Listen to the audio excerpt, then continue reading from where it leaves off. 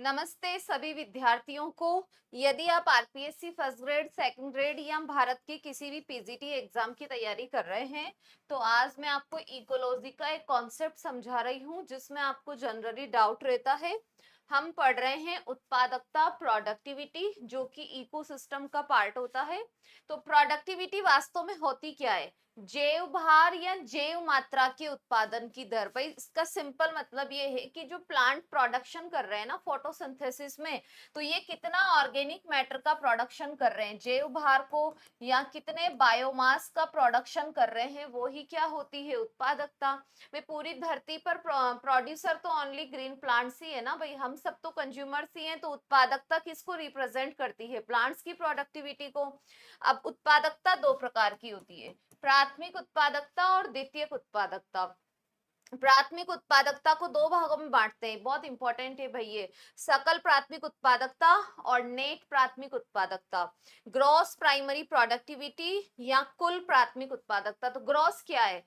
पृथ्वी पर जितने भी प्लांट्स हैं वो फोटोसिंथेसिस के द्वारा जितने ऑर्गेनिक मैटर या कार्बनिक पदार्थों का निर्माण करते हैं। भाई पौधा भोजन किसके रूप में बनाता है? ग्लूकोज।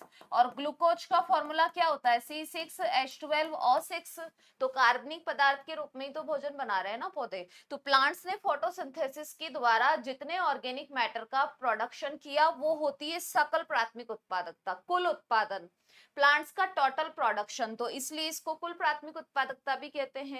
आप देखो जो पूरी इनकम होती है उसमें से थोड़ा बहुत खर्चा भी होता है ना। खर्चा होने के बाद में हम बाकी हमारी सेविंग को एक जगह डिपॉजिट कर देते हैं बैंक में। तो ऐसे पौधे ने जो टोटल प्रोडक्शन किया है वो सकल है। अब इसमें से पौधा खर्च भी करेगा, उसकी भी अपनी एटीपी रिक्वायरमेंट्स होती हैं। तो पौधे ने अपने रेस्पिरेशन के अंदर, खुद के रेस्पिरेशन में जो खर्चा एटीपी का किया, यदि उसको ग्रॉस में से घटा देंगे तो वो कहलाती है नेट प्राइमरी प्रोडक्टिविटी। समझ गए? ये श्वसन का मतलब यहाँ पर एनिमल्स का रेस्पिरेशन नहीं है भाई, अभी तक केवल primary productivity is completely related to plants. तो ये रेस्पिरेशन का मतलब है पौधे ने अपनी श्वसन क्रियाओं में जितनी ऊर्जा खर्च की, यदि उसको ग्रॉस में से माइनस कर देते हैं तो कहलाती है नेट प्राइमरी प्रोडक्टिविटी। ये इक्वेशंस ऐसे कैसे परीक्षा में लिखी आती है, इसके घुमा घुमा के इसके चार ऑप्शंस बना दिए जाते हैं ना। इसके बाद में है सेकेंडरी प्रोडक्टिविटी। तो देखो जो फिर ये जो पौधे ने खुद का खर्चा करने के बाद में जो बचा ना नेट, ये नेट हम कंज्यूमर्स को मिलता है। तो ये नेट प्राइमरी प्रोडक्टिविटी क्या होती है? परपोषियों की खपत के लिए उपलब्ध जैव मात्रा। हम सब जो कंज्यूमर्स हैं, हमें जो पौधे से मतलब प्रोडक्शन मिल रहा है ना, हमें जो उपलब्ध जैव मात्रा या बायोमास है वो नेट है भाई, हमें नेट मिलता है, ग्रॉस उसका टोटल प्रोडक्शन होता है। सेकेंडरी प्रोडक्टिविटी, अब हमें जो पौधे ने ऊर्जा दी है, मतलब जो नेट प्राइमरी प्रोडक्टिविटी की फॉर्म में, उसके द्वारा हम नए कार्बनिक पदार्थों का निर्माण करते हैं, हमारी बॉडी में न्यू ऑर्गेनिक मैटर्स का भी सिंथेसिस करते हैं, वो ही सेकेंडरी प्रोडक्टिविटी है।